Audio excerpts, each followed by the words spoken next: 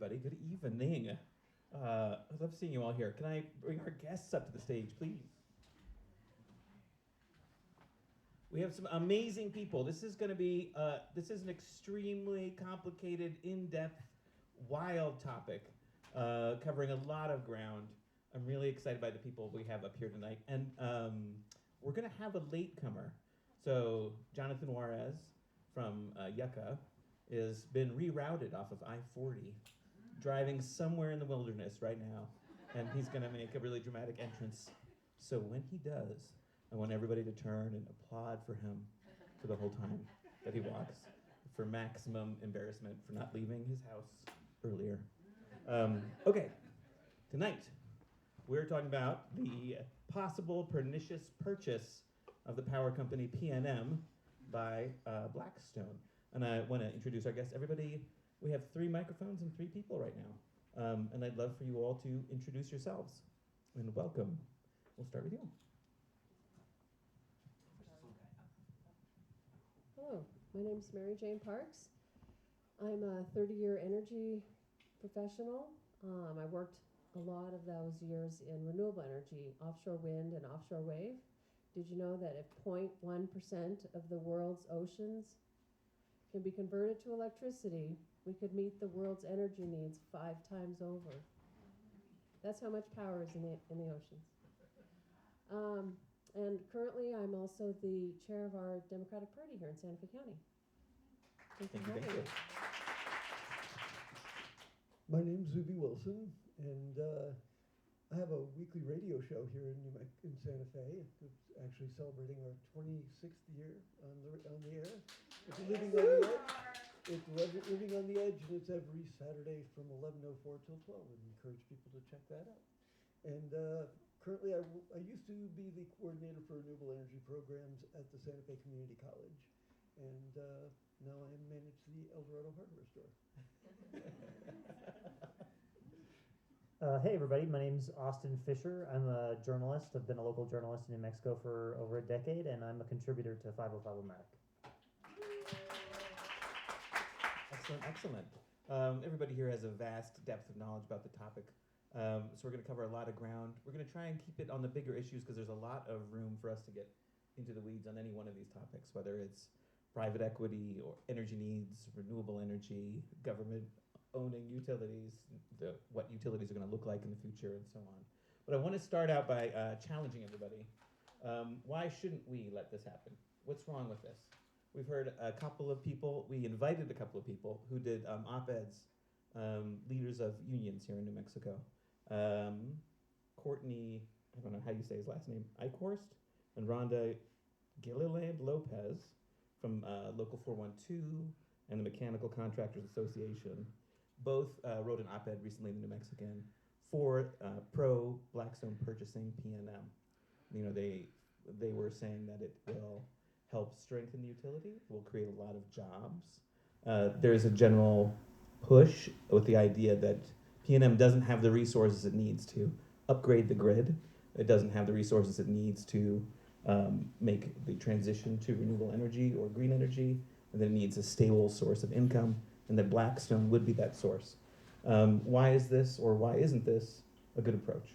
Why should Blackstone buy or not buy PNM? Want me to go first? You have the look in your eye. I do. It's like a wolf.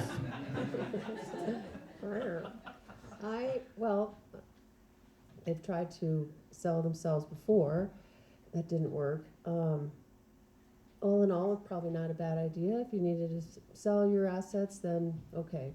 I think what's fearful is what they're going to do with New Mexico. I mean, we have a lot of land here. The solar potential is phenomenal. And the worry is that they're going to build a lot of data centers at the expense of the ratepayer, when it's not really necessary to do that. The job aspect alone, more jobs are created with renewable energy and energy efficiency than oil and gas created new jobs. And also when they build a data center, those are temporary and short-term jobs. For the long haul, renewable energy, energy efficiency, they provide careers over a long period of time, the higher paying jobs, the construction jobs that are affiliated with data centers are short-term, low-wage jobs. So if job is your Even though the union interest, supports it, those would be high-paying jobs. if jobs is the interest, then we should invest in the future, which is renewable energy, energy efficiency jobs. Xubi? I don't know if these people have really done much research into Blackstone themselves and what they generally do when they purchase a company, but it's not building up and adding resources and creating huge new investments. It's largely extracting infrastructure and putting, and some of those things, may be things that don't seem critical, but they're things that are rarely used, rarely needed, but when they disappear, you have more brownouts, you have more blackouts, because what you really take away sometimes is some of the critical pieces that are just there for an emergency. And that's what private equity has done to virtually every company. That's why we have supply chain problems now, is because companies used to keep invested in inventory, so when there was an issue, they could manage through it. But this model, it's been a terrible model for a long time in terms of it takes wealth from the poor and gives it to the wealthy. And that's really what they do, and that's their business model. Austin. Yeah, I think you captured the core of why Blackstone shouldn't be involved in our energy at all in New Mexico. I did a little research about the history of this company. By a little, there's like 15 pages of research. It's amazing. Yeah, so they did a little, they were founded in New York City in 1985. This is a private equity firm. It's the world's largest. Motel 6 is a Blackstone subsidiary. In 2018 and 2019, in two separate cases, they settled for tens of millions of dollars because they shared their guest lists with Immigration and Customs Enforcement without a warrant. In 2020, they acquired Ancestry.com, and in the process gained access to millions of people's genetic records without their consent. In 2019, it was revealed by Amazon Watch that they invested in companies tied to the deforestation of the Amazon rainforest. In 2022, the U.S. Labor Department under Biden found that more than 100 children worked illegally for a Blackstone subsidiary that cleans slaughterhouses. This is the kind of company that is trying to acquire our largest electric utility.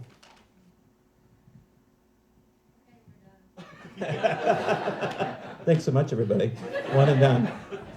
Okay, pushing back a little bit though. PNM has been trying to get a buyer for a while. Why have they been looking for a buyer? Why has it failed? Do they need a buyer? And if they do you have any ideas who it should be?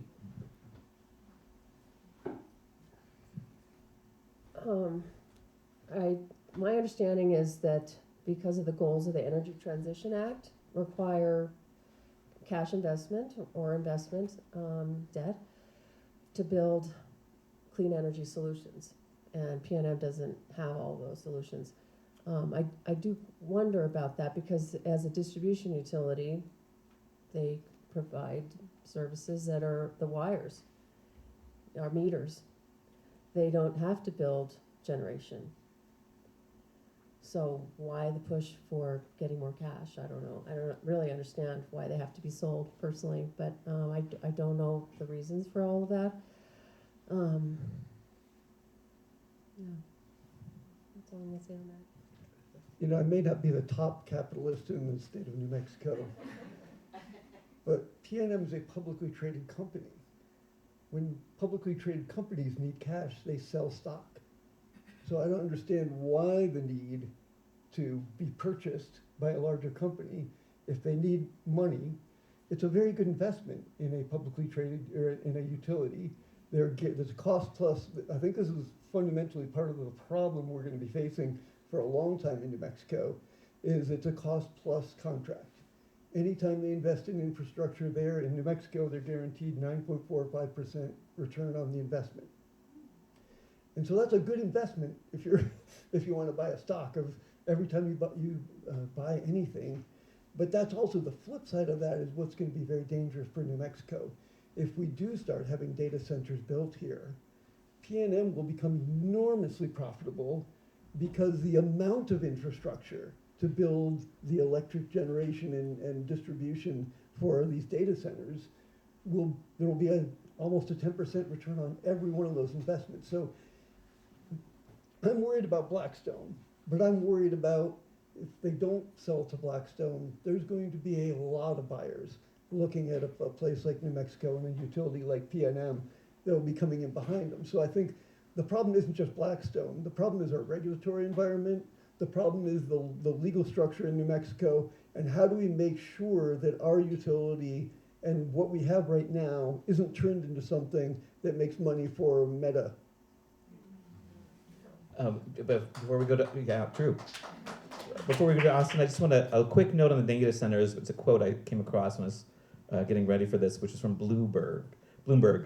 They analyzed stats in relation to data center locations and found electricity costs for consumers who live near or around data centers went up by 267%. So please go ahead, Austin. Just to kind of reflect on what PNM itself is saying in its application to go through this merger. They're claiming, quote, there will be direct and immediate benefits to PNM customers through a $105 million rate credit over 4 years and an infusion of $10 million new dollars over 10 years to the Good Neighbor Fund to help eligible customers with their electric bills. Another $25 million will be dedicated to meeting New Mexico's clean energy future by investing in innovative or emerging technologies. To editorialize, what does that even mean? I have no idea. And $35 million in financial support to drive economic development and build the workforce necessary to support such growth.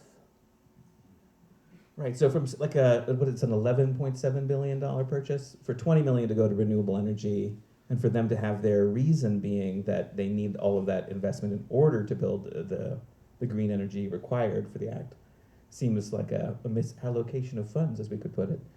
Do we need that much money to build the green infrastructure? Do we already have it? I mean, I would say there are other, like you had mentioned, PNM needs to be in distribution. They do not have to be in energy generation. Other companies would be willing to invest in the infrastructure for generation in New Mexico. So I think they just need to worry about maintaining and building the best possible grid. And there's, a lot of things are changing in the grid, and I think they've already taken some steps in the wrong direction on how they're upgrading the grid, but there are going to be opportunities to make our grid better and work better for us. Yes, we do need more renewable energy. I mean, they shut down the 1,600 megawatts of coal-fired electricity in San Juan Generating Station in 2022, 2023, something like that. So we do need to replace that power. And a lot of that actually was exported to Arizona and California. So if you wanted to meet the needs of New Mexico, maybe you don't have to replace all of 1,600 megawatts. I don't know those generation terms anymore, but if you want to be a net exporter, yes, then you do need to replace all that power. But about the jobs too, I was reading a study that was done by the University of Michigan earlier, and the tax breaks that some of these data centers receive, which of course goes to the corporate.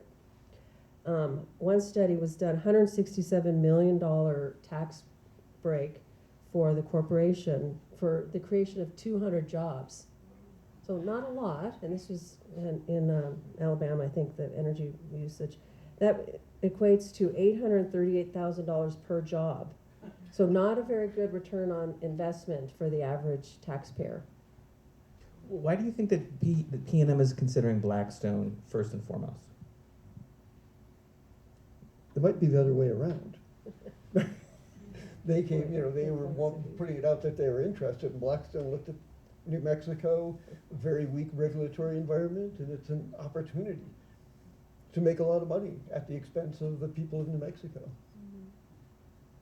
If we do have such a weak regulatory environment, why is that? How can we address that? Is it being addressed? Are any of our gubernatorial candidates or land commissioners addressing this topic of a weak, as you say, regulatory environment that makes a predator like Blackstone come around? do,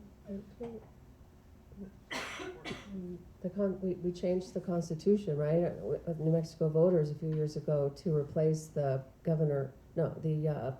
elected PRC commissioner with a governor appointed, and it went from 5 people to 3.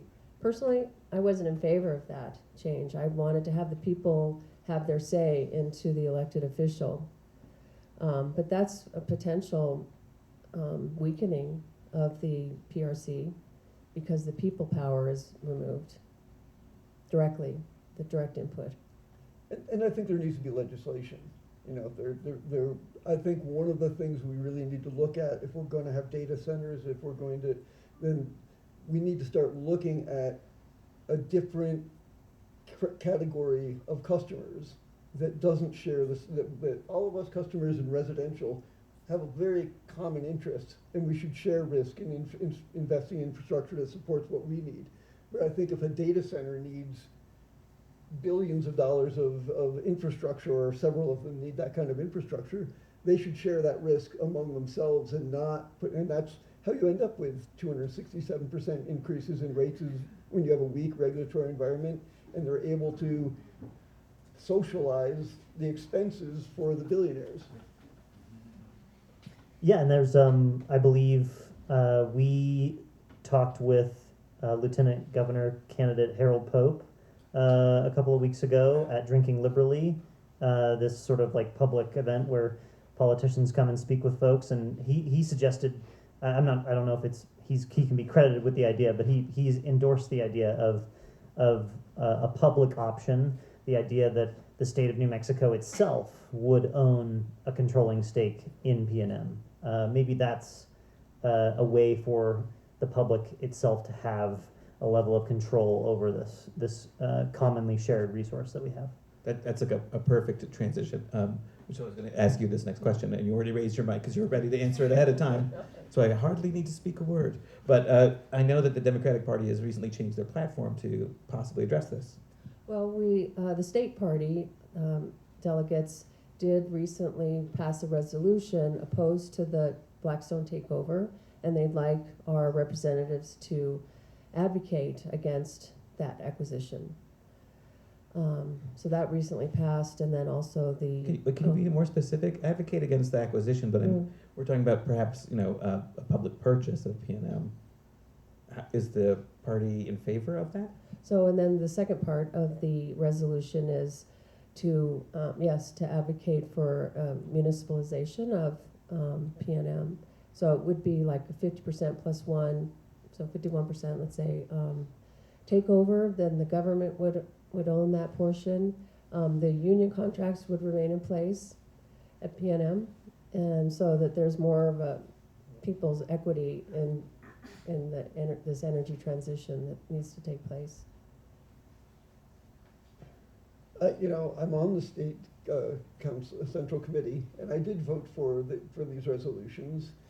I have to say, interestingly enough, I spoke with you yesterday morning, and since then I have some second thoughts. I'm not saying it's a terrible idea, but I've had conversations with a number of the mentioned members of the State Investment Council about this possibility. We have an enormous sovereign wealth fund in New Mexico we can easily afford. And PNM, like I said, is a pretty good investment, right? You get a pretty good rate of return. Now, what they've been telling me is they don't buy companies, they don't invest in companies, they invest in funds that invest in companies, and for a number of reasons.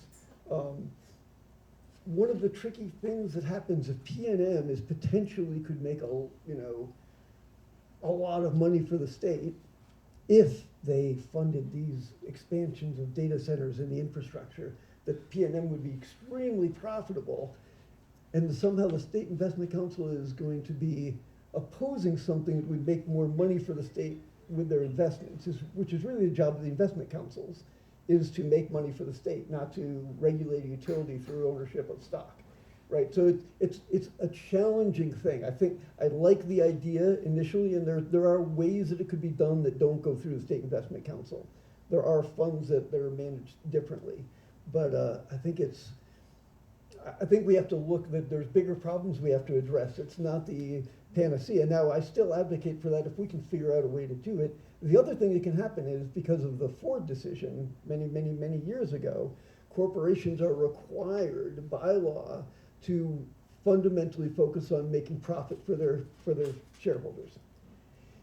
If the state of New Mexico started doing things that were against the interests of the other stockholders in order to try to regulate a utility, I guarantee there'd be a lawsuit of the other investors saying that they are limiting the value of my stock in the state of New Mexico, and they're not allowed to do that because that's Supreme Court precedent in Ford. So, for example, if they opposed building data centers or opposed transitioning away from natural gas, they could be sued by other investors. Boo. I don't know, I think there's other states that have legislation, because they do have data centers in their states, California, Texas, and elsewhere. They've passed certain laws that help us to deal with the fact that we have data centers. So maybe all of their energy usage has to be generated by them on site, has to be clean energy. They have to show what their usage is and how much they're generating and make that public. I mean, so there's certain legislation that can go with the development of data centers. It's not like we just let them have it. One of the tricks there, though, is that this is private equity, and so they don't actually have to reveal anything to anybody. Private equity never has to show shareholder meetings or quarterly reports of any kind. It's one of their, I guess, one of the attractions to a lot of investors. So when it comes to something like a data center, they would never have to show it. A quick note: some of the investors in the fund, besides that Blackstone is using, the BIP fund include the Pennsylvania Public School employees, Teachers Retirements of Texas, the New Mexico State Investment Council is a major investor in Blackstone's fund to buy P&M. Just a quick side note.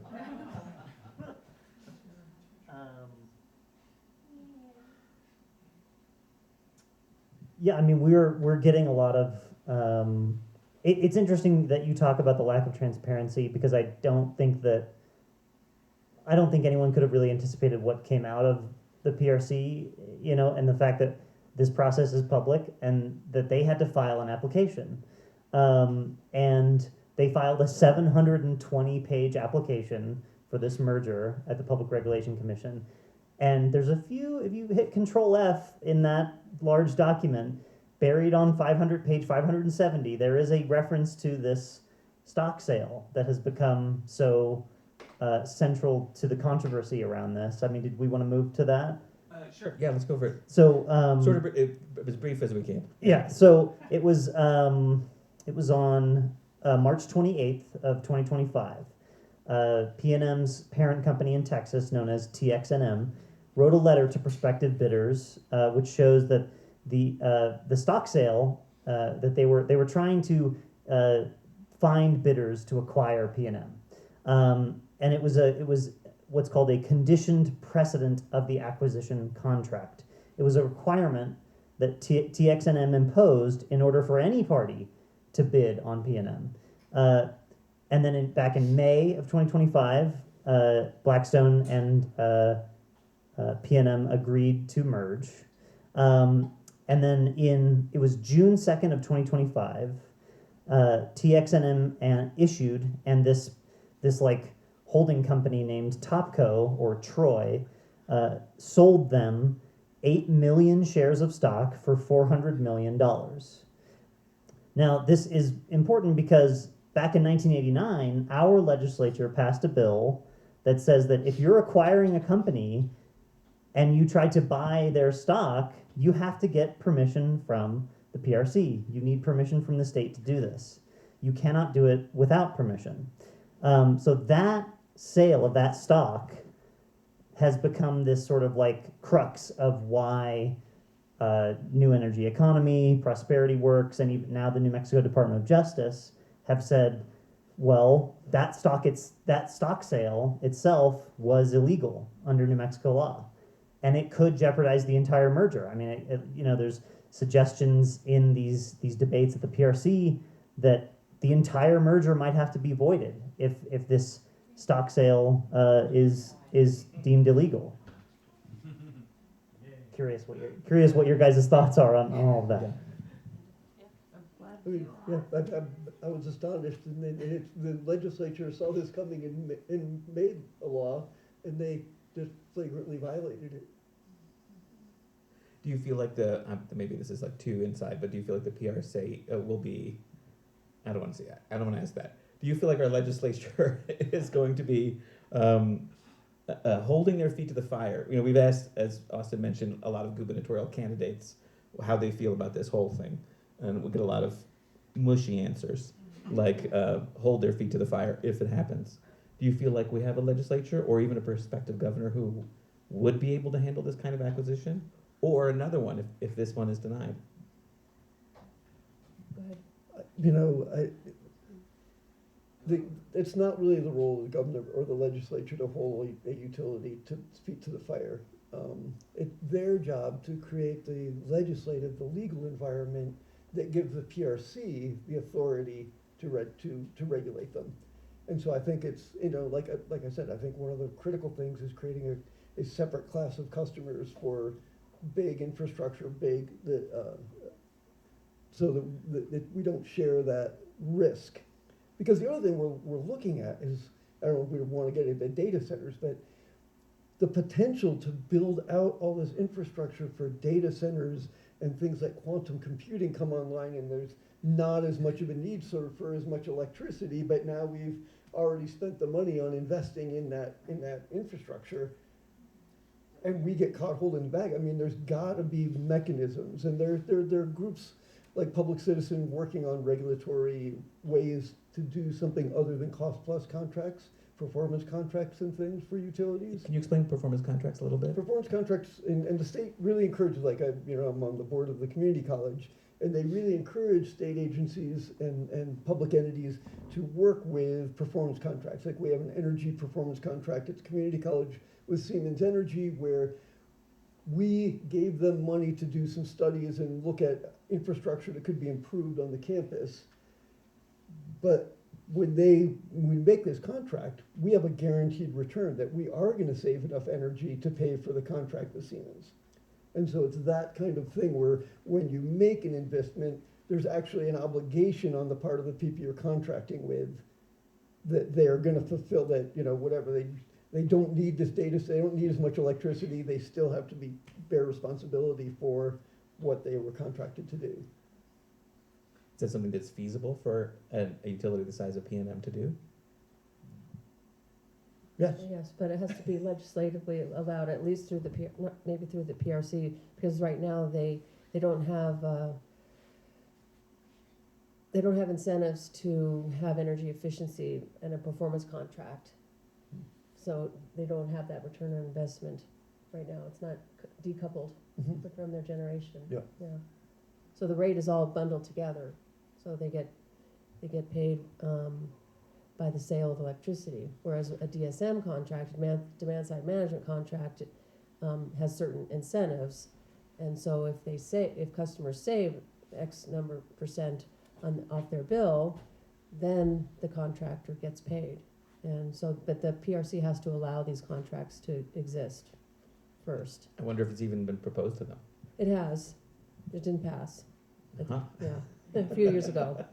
Can we try again? We can try again. Okay. Yeah. This whole conversation kind of exists to me at a nexus of private equity, kind of the extractive capitalism we're all experiencing right now, best manifested in Blackstone.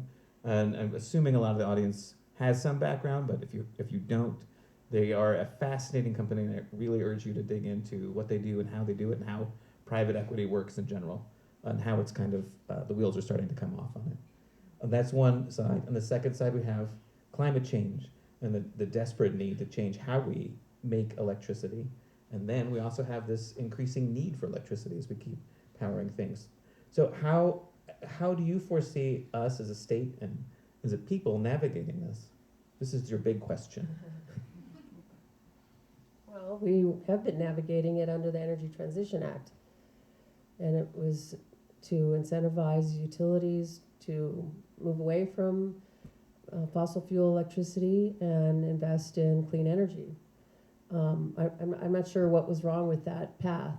I think it's a wonderful path, and we can do it. We have the energy sources, the landmass here, the wind resource to meet our own needs with clean energy.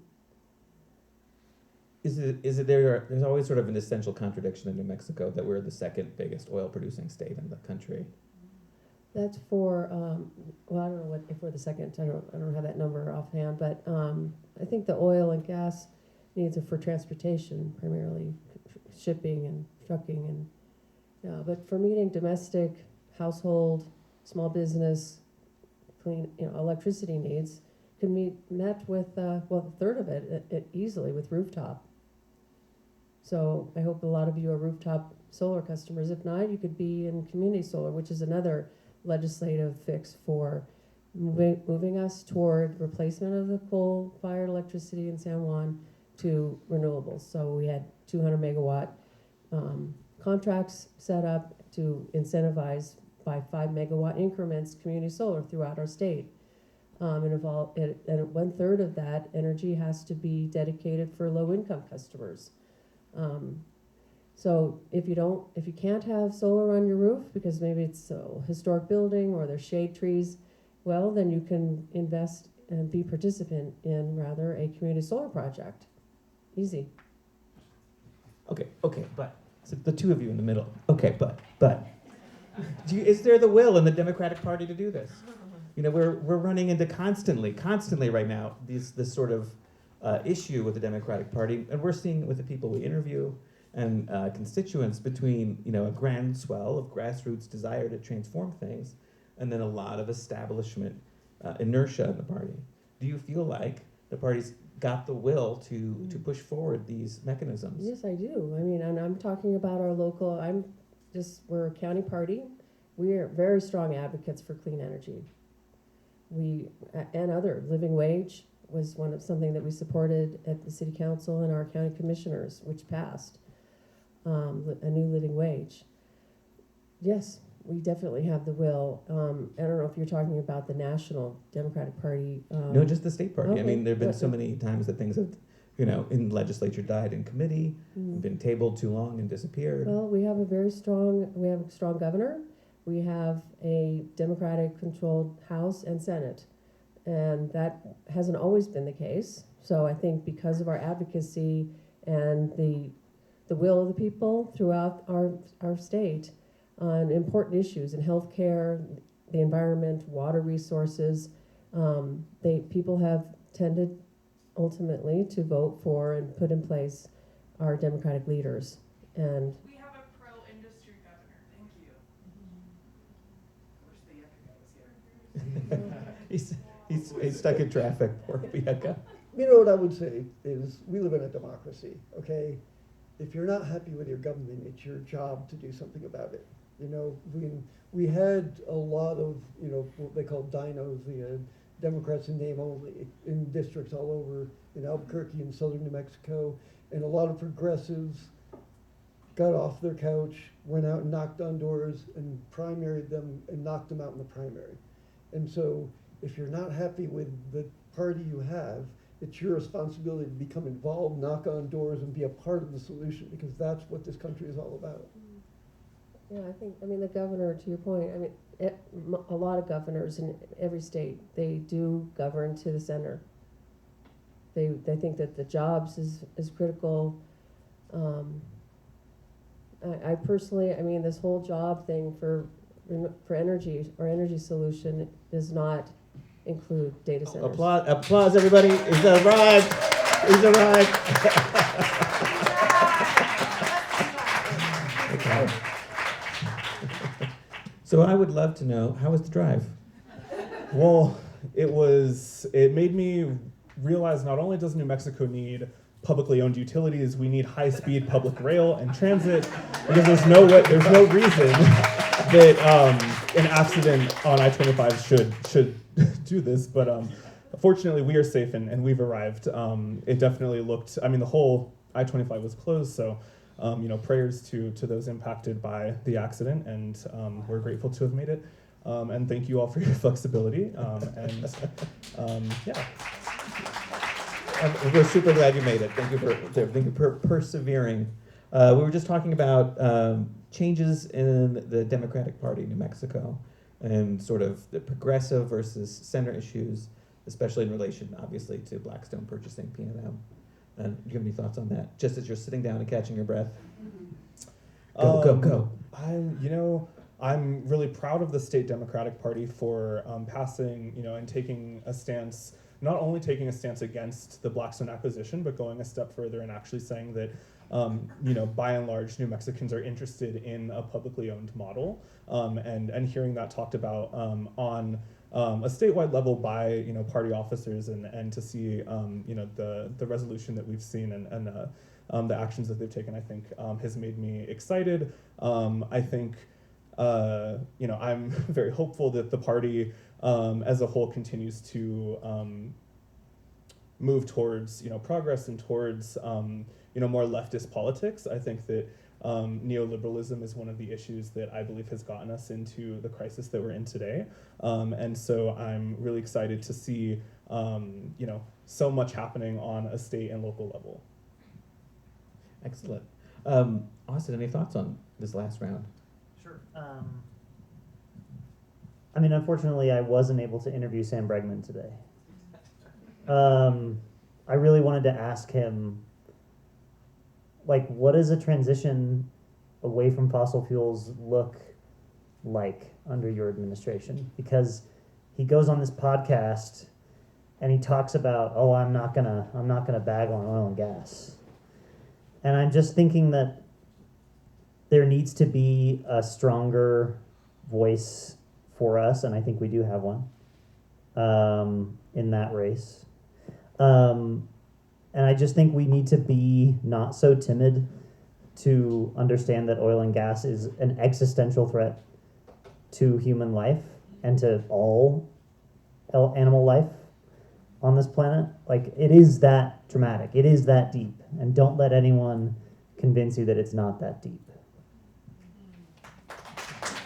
I just want to say something.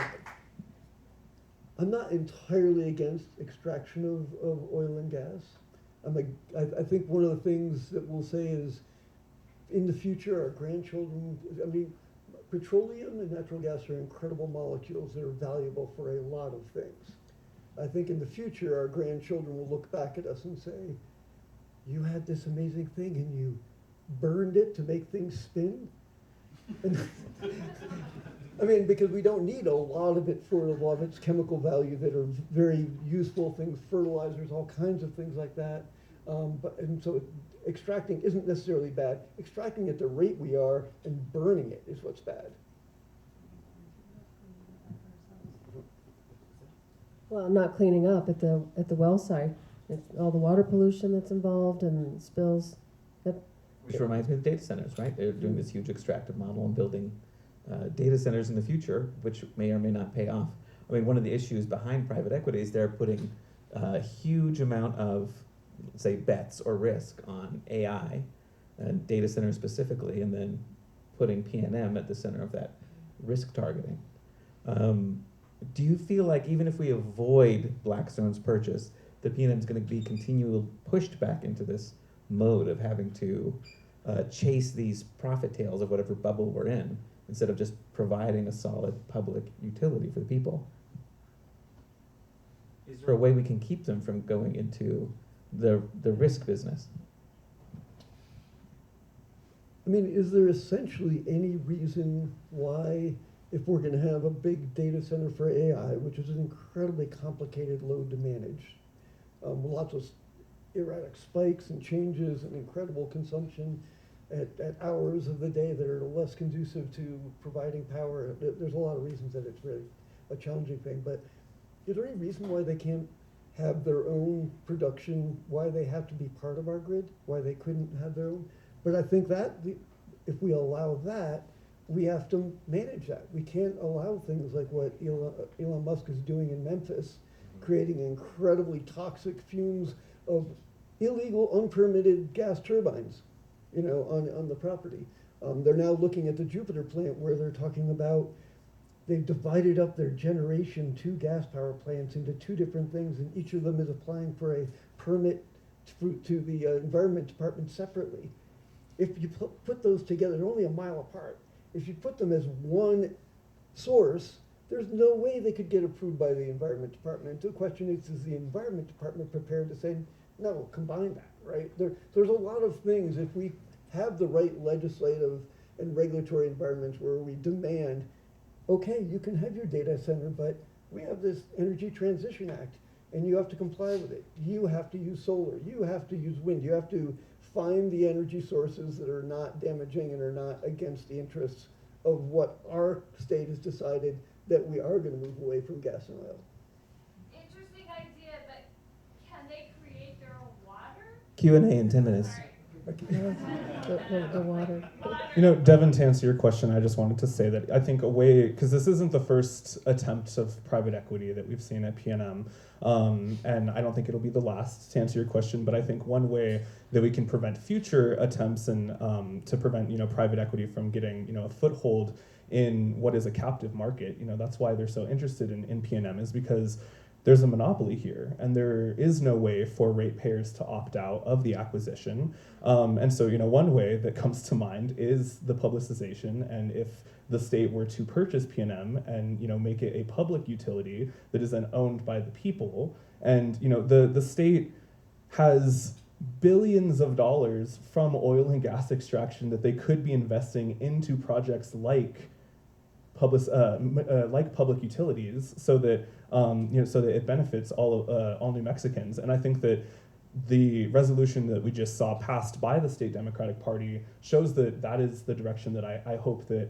not only the Democrats but New Mexicans across the board are wanting to take this, because it's just such when we're dealing with a captive market and we're dealing with these private equity giants, it is just such a precarious situation and slippery slope. And so I think that, at least in my mind, that's one option that I think is a way to prevent future private equity attempts. I'm personally interested in your previous action against this company. I mean, if I recall correctly, sorry, Devin, if you don't mind me taking the Yeah, go for it. You were arrested in New York City last year, weren't you? Can you tell us about that? I'm really interested to hear what were you doing in New York City? Thank you so much for the question. So this again, and this is something in my work, that this is not the first private equity company that we've seen come in and try to take over New Mexico's utilities. A few years ago, we also saw Avangrid, which is another horrible private equity company. They have just flagrant human rights violations and labor law violations in a lot of their other dealings. And so, this is an issue that we've been working on, at YUCCA for several years now.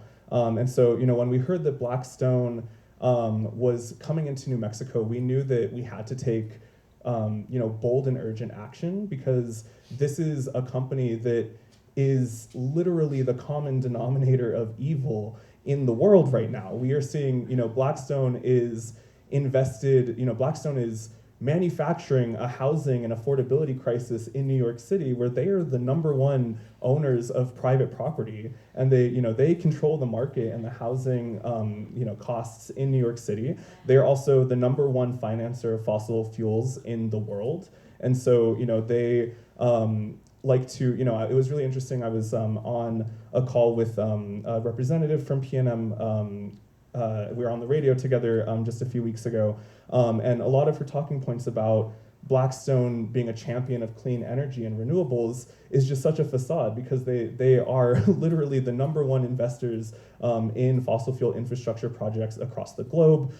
They are also invested deeply in AI and surveillance technologies that are being utilized not only by ICE here in this country, but also in companies like Palantir, which are committing human rights violations and literal genocide in other countries. I invite you all to read Palantir's manifesto they just released too. Yeah, it's mind-boggling.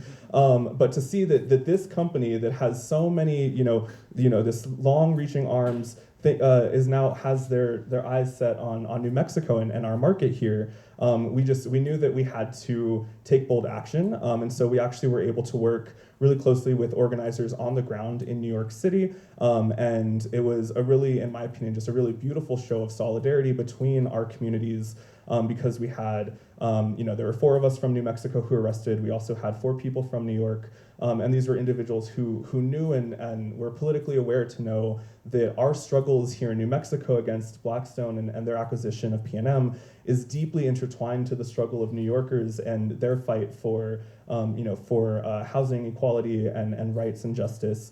And so it was a really powerful action. It accomplished our goals in that, as you all can tell, it blew up and it caught a lot of attention online and in the media, and we were able to really share, that communities across the country are united in their struggle against Blackstone, and that, when we talk about when we specifically talk about Blackstone's acquisition of PNM, we are talking about Wall Street executives and billionaires who have never even stepped foot in communities here in New Mexico, and they would be the ones to decide and dictate the energy future of hundreds of thousands of ratepayers. And so to think that in any world that is a good idea is just mind-boggling. And so again, that's why we felt the need to take urgent action in New York and to really unify these fights, and call attention to all of the different forces of evil that Blackstone is invested in and is pushing all across the country and the world at large. And so yeah, that is a little bit about that experience. We to close the chapter on that, it was really interesting. Our attorneys actually went into court for us couple of months after our arrests, and there was no paperwork. So it was really interesting. We had no case to fight. It's a little scary because I was held in a cell and there's no documentation of that, allegedly. It was pretty quick, actually. Fortunately, so this is a whole other 5 tangent. minutes or 6 weeks? A couple of hours. Okay. So nothing like here in New Mexico, fortunately, but the reason for that is that New York City and the NYPD actually has an entire division that only handles protesters. And so protesters don't go through general booking. It is literally catch and release. And I mean, for protesters, that's great. It prevents a lot of the civil rights violations that we see in states like New Mexico and with departments like with APD and BCSO. The civil rights violations of protesters that happen. But like I said, it's a little freaky to think that there's no documentation of that, and that I guess that they just did it and then didn't file the paperwork. That's great for us as defendants. But yeah, it's an interesting experience. I'm glad you really sort of expounded on how much of a villain this company is. I didn't want to top load it, but besides the things you mentioned, they were also buying grocery stores, nursing homes, retirement communities, utilities of all kinds, any kind of permanent service that you need to live at any phase of your life, they want to own. And a private equity company, the entire model is to shift the debt that they accrue by buying your company onto the company. So whatever they buy PNM for, PNM will now owe to Blackstone, which does not bode well for rates or for increased services or a better grid of any kind. Okay, can you name anyone that you are looking toward in the state who is really leading the charge on reforming some of these problems with our utilities, with PNM in particular, or creating a better, as you say, Xubi, regulatory environment for us in New Mexico? Who is fighting the fight for us? I think there are a number of people. I mean, I think we're very, very fortunate right now to have 2 amazing candidates running for lieutenant governor. And I think Harold Pope is a real activist and a good progressive in the Senate. I think Maggie Zeus Oliver has we have some of the best elections in the country, or probably and so we have 2 real great leaders. And I think there's a lot of them. I think there are challenges when you're in leadership in the legislature, because you have to try to bring everyone together and to get things passed. And I think it could work a lot better. But I think we do have good people in our legislature that can do things. Of course, a short term like this, I mean, the governor had a really kind of rolling things out in a weird way that made it difficult for some really important legislation to get passed. And there, of course, there's still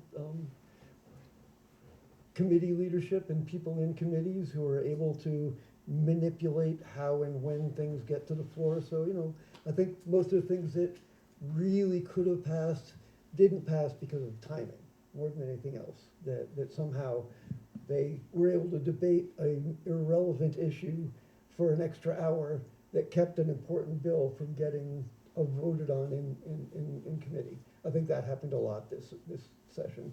Although we did have a lot of really positive things this session too.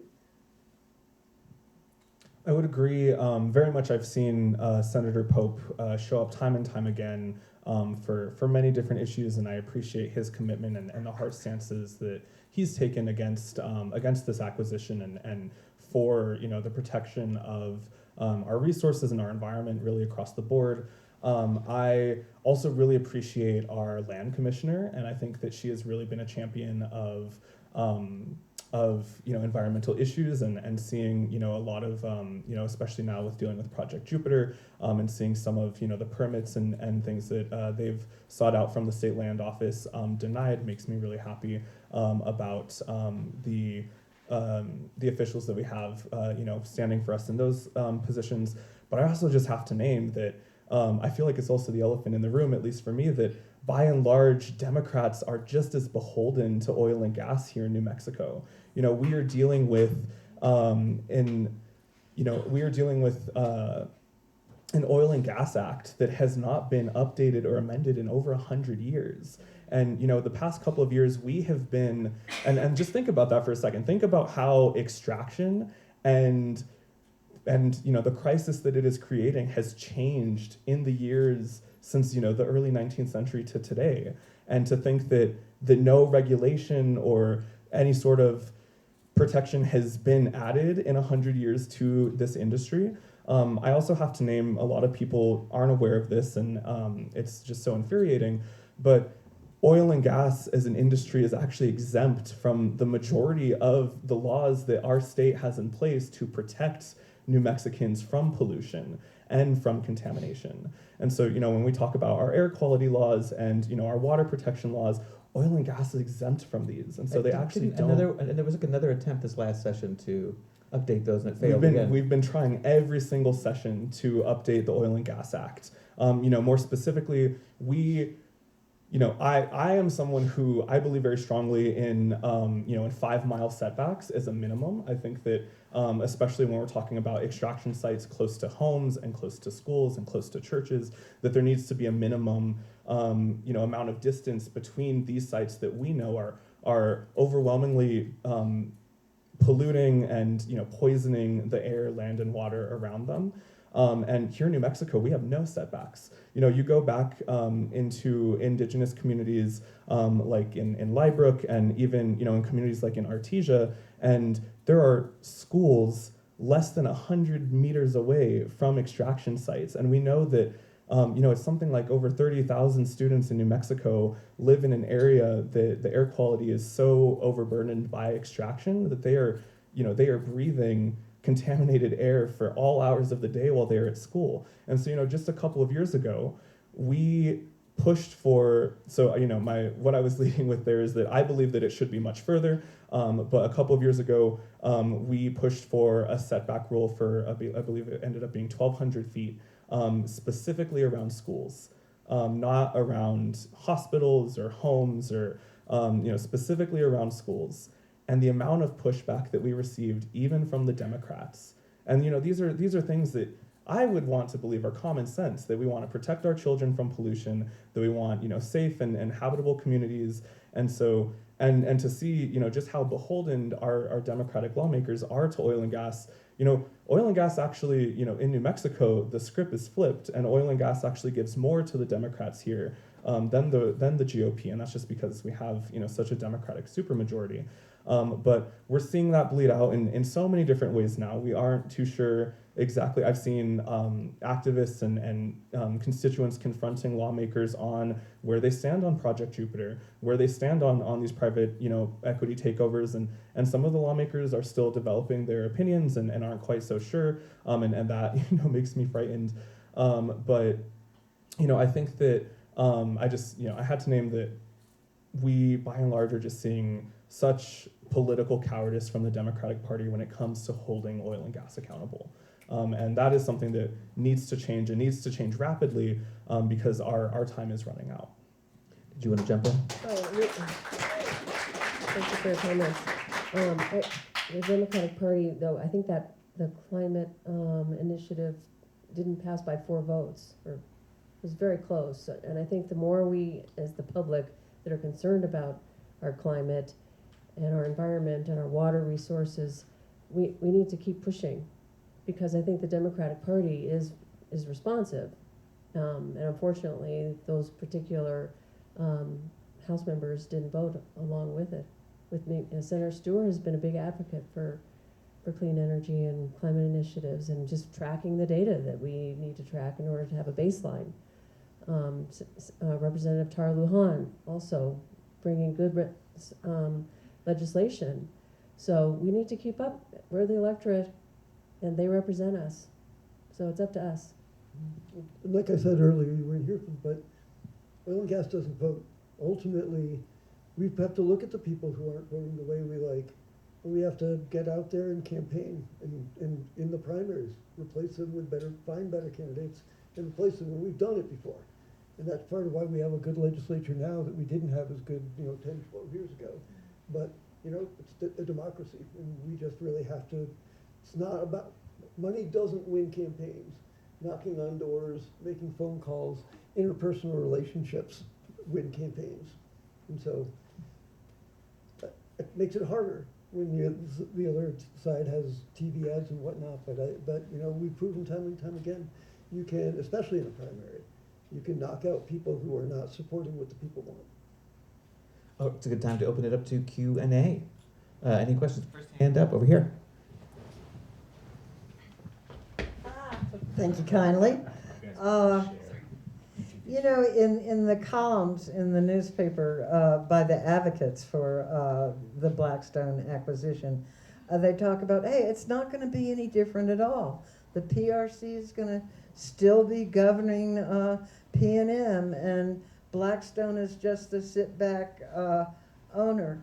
One of the real problems that I feel in my neighborhood, in the Baca neighborhood, there's 17 acres of P&M land where they used to have a power plant and their service center and the contaminated Baca Street well. And that could be sold now any moment now. What I'm asking is, what control would Blackstone actually have on P&M to tell them what to do? Hey, sell that asset right now. We need money. Screw the neighborhood. How are the advocates of the acquisition of Blackstone wrong?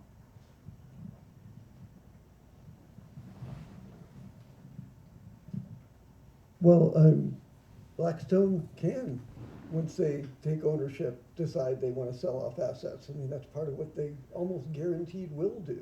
And in their track record, that's what they always have done. So, of course, things like that will happen. They're going to look at parts of the company that they don't find profitable, that they could extract money out of, and they're going to sell them. And some of those things are things that I would consider critical to the grid, and keeping and eliminating brownouts and blackouts. That they might say, well, you don't have that many brownouts and blackouts in New Mexico. You could have some more. But would the PRC be able to restrain that? I don't think the sale of the asset, no, but necessarily. I think what's the follow-on to that, your question is, what would the county do to prevent certain development in that particular land use? So does it comply with the land use plan? Do the neighbors, how do they feel about what happens to that land? I think that's where the community would be able to push back. Other question? Two hands up at the same time. Who wants to go first? Okay.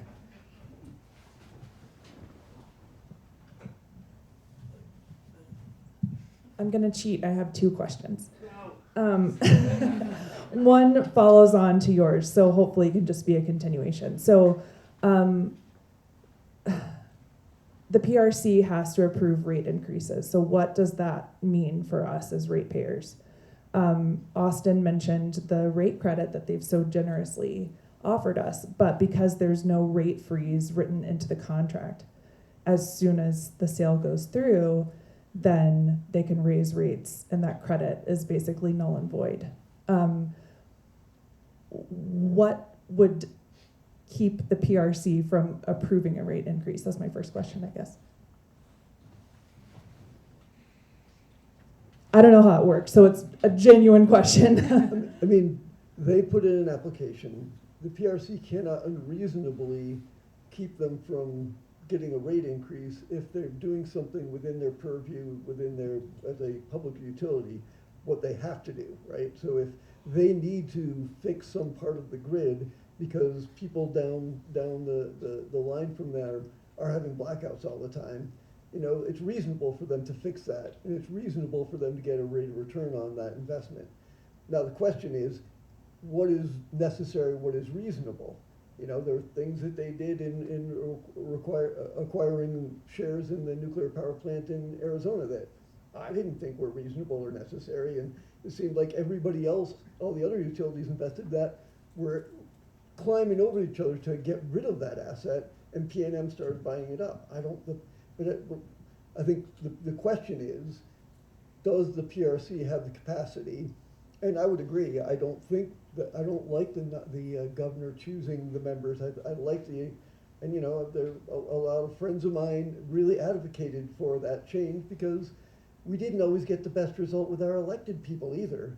But that gets back to people have to pay attention. I think, you know, we elected some really crazy people into the PRC because people didn't look down ballot and didn't care about the PRC or didn't know why it was important. So when you do have elected officials, people have to care and recognize how important that is.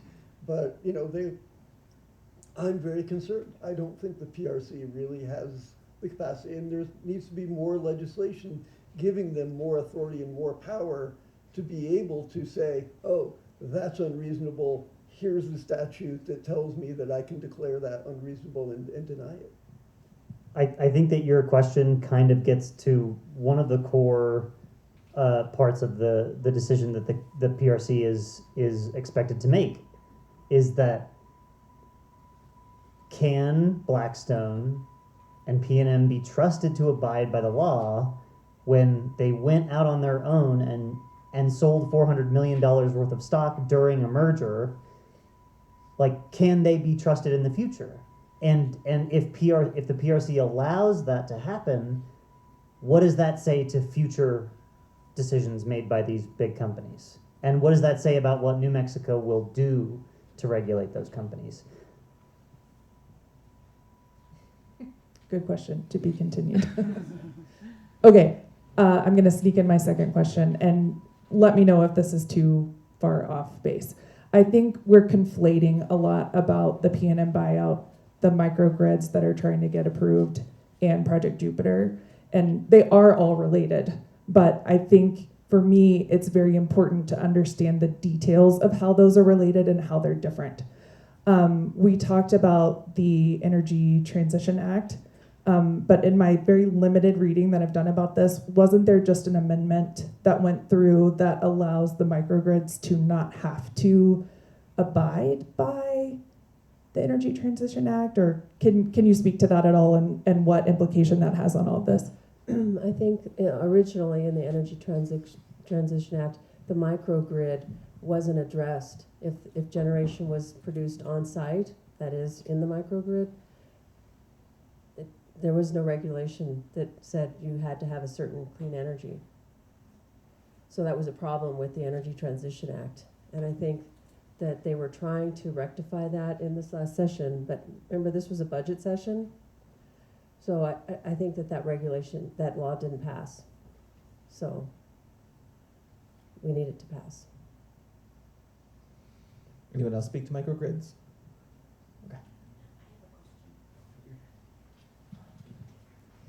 Yeah, kind of in the same vein of what you were just mentioning, I think one thing I've heard a lot of concern about recently, right, is the ways in which these AI data center buildouts like Project Jupiter, right, combined with private equity takeovers like this, create potentially a particularly like dangerous situation for our communities here.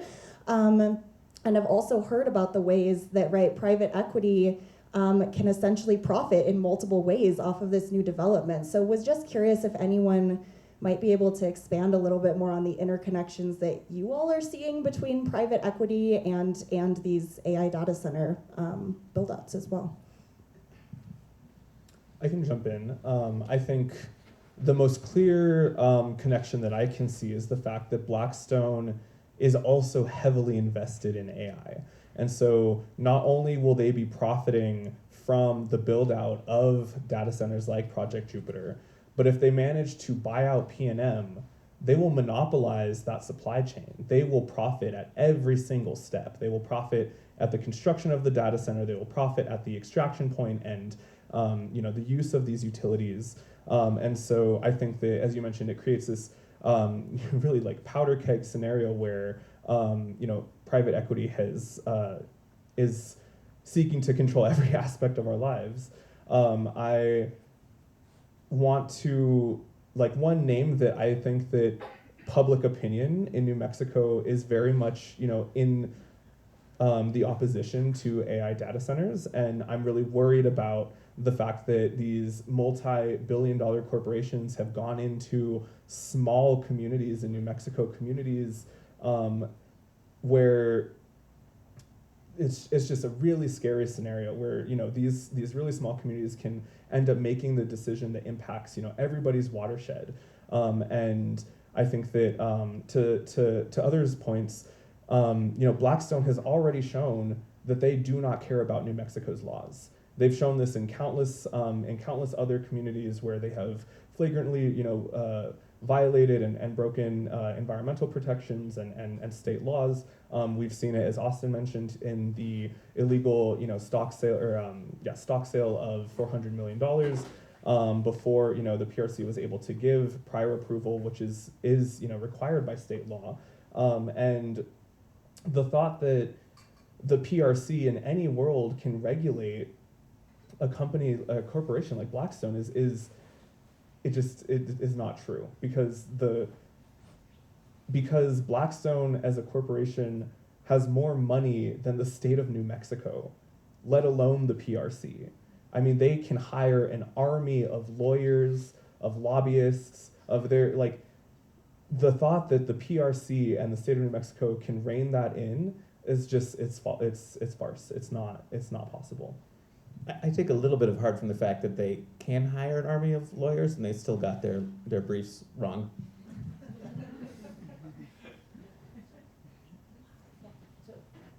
So my understanding is that the soft sale happened, the PRC was not consulted or did not give approval, so the sale is null and void according to our AG, right?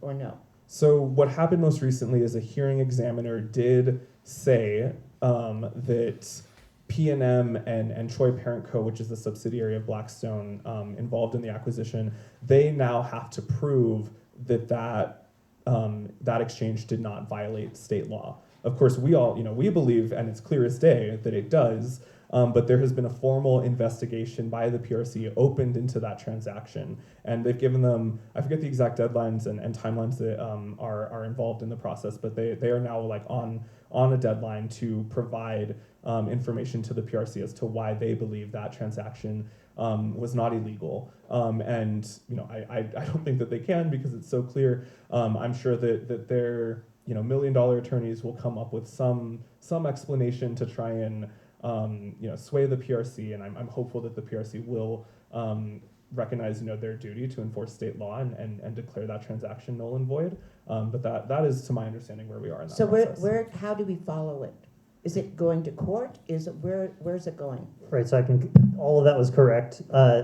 I can expand on it that there is a hearing beginning on April 30th at the PRC office in Albuquerque. Is that correct? And so it is both the position of the New Mexico Department of Justice and the PRC's own staff attorneys that sale likely violated our state law. Yes. Okay, one more question here in the front. I got one too. We have a microphone, and I'm going to sit next to you for this one. Oh, okay.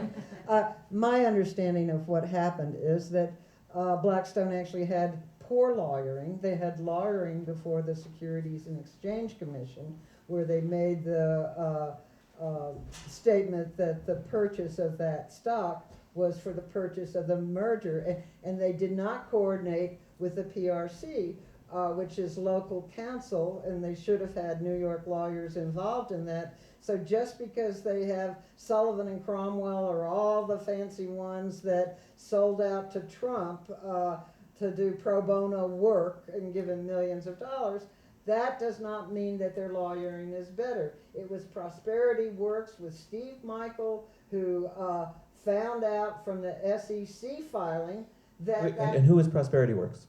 It is the one that filed the original... They're a local organization? They're a local nonprofit that helps working people and poor people, and they are the ones, with Steve Michael representing them,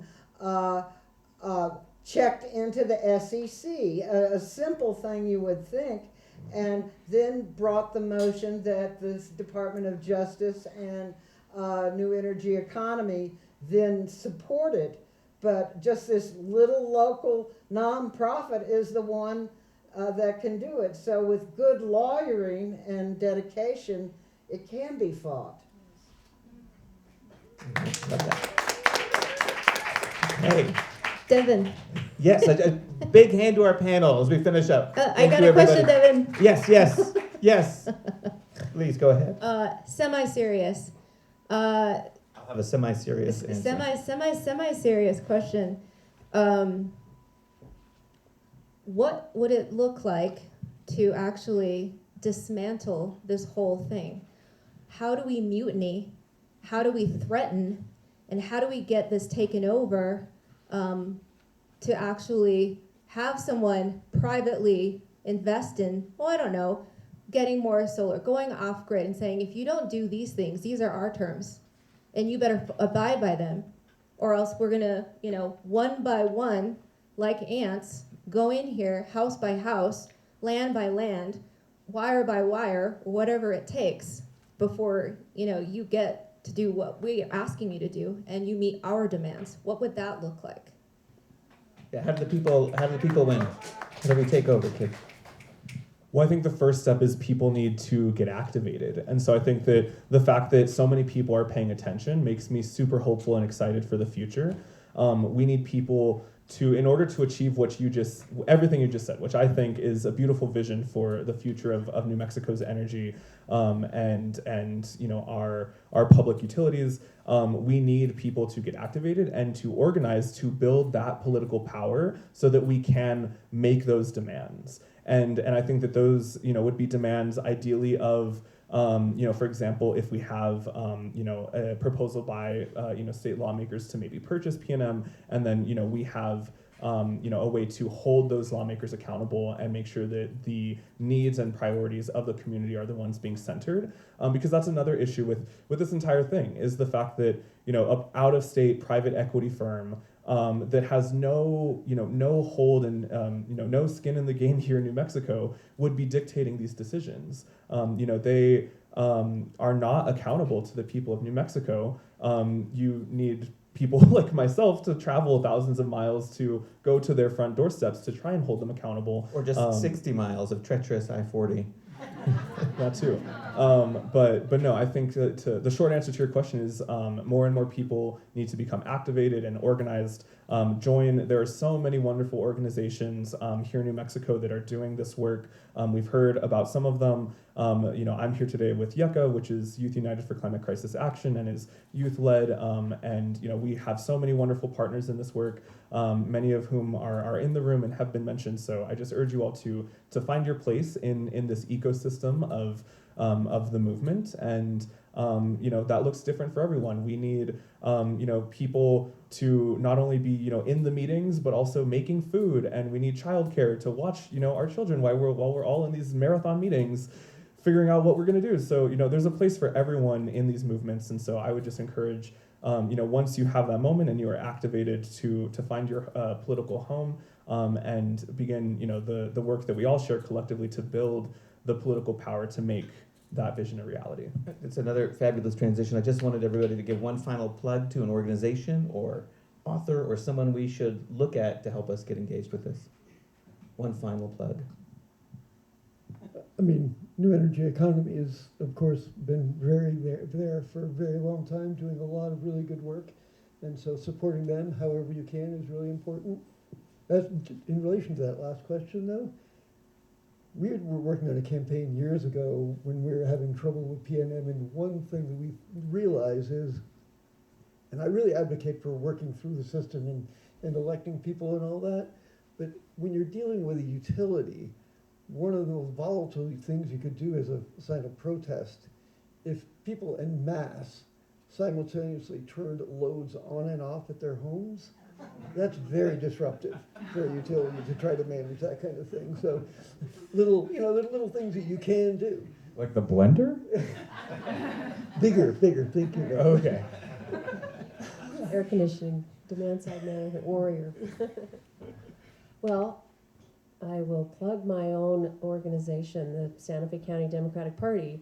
We are addressing during the primary in our Canvas program, which not a lot of counties do this, but we decided a year and a half ago that we were going to educate and listen to and talk to declined to state voters, so the independent voter. And if you're an independent voter, you can decide to vote with the Democratic Party without having to re-register like you had in the past. So this is the first year that in a primary, a DTS voter can vote with a major party.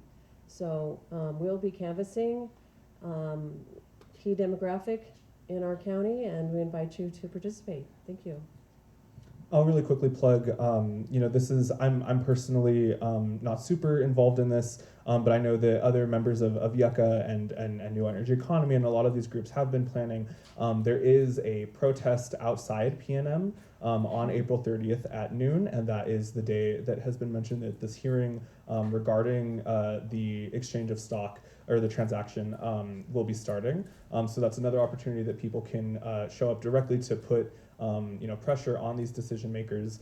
And I think that's in Albuquerque, correct. I would also mention, I've been really inspired, lately by, the work of some of, my friends across the country to really, it's called bird dogging, but, the thought that the people who are pushing these policies deserve to be confronted with that reality. There are instances in Texas where constituents who were directly impacted by a liquefied natural gas explosion were able to directly confront a CEO of the company who caused that explosion. And so I encourage you all to find opportunities to put pressure on the PRC and put pressure on lawmakers, show up in places that make them uncomfortable, because these are decisions that 7 generations from now we will still be grappling with. If we decide now to sell out the largest power provider, public utility in our state, we will be dealing with that for generations. If we decide to allow them to build an AI data center that is projected to emit more pollution than our largest cities combined and swallow up more water than our state can afford, we're talking about an era of what they're calling water bankruptcy. And that is the reality that our grandchildren may not have clean water because of the heavy water usage of these facilities. So, I went recently, New Energy Economy brought a wonderful author, Karen Howe, the author of Empire of AI, down to Albuquerque and up here to Santa Fe to talk about her book. It's a wonderful book. I encourage you all to read it, The Empire of AI. But at the end of her talk, which is a really powerful talk where she really spends a lot of time building up the impacts and the negative around these issues. But then you have to take a step back and recognize that Sam Altman and these billionaires and Donald Trump, their plans require for everything to go perfectly in their favor. And so our job is to make sure that it doesn't go perfect. We need to show up, we need to cause good trouble, we need to get in the way, and that is how we will continue to protect our communities and these resources that there is no amount of money or power that will ever be more valuable than our children and grandchildren having clean air and clean water. And so we just need to get in the way and make sure that it doesn't work in their favor. Austin, anything? I have two quick little plugs before I pass it over for an outro. One was when I was researching for this, I came across the journalist Hetty O'Brien. She had this amazing book, The Asset Class, How Private Equity Turned Capitalism Against Itself. And if you can find her online, she's really good at explaining how and why private equity has become what it is. And my other plug is the community college, where I first met Xubi. We're teaching solar, so if you do want to get off the grid, I encourage you to go over there and learn how for yourself. Thank you, everyone. Thank you on the panel, and thank you for the audience.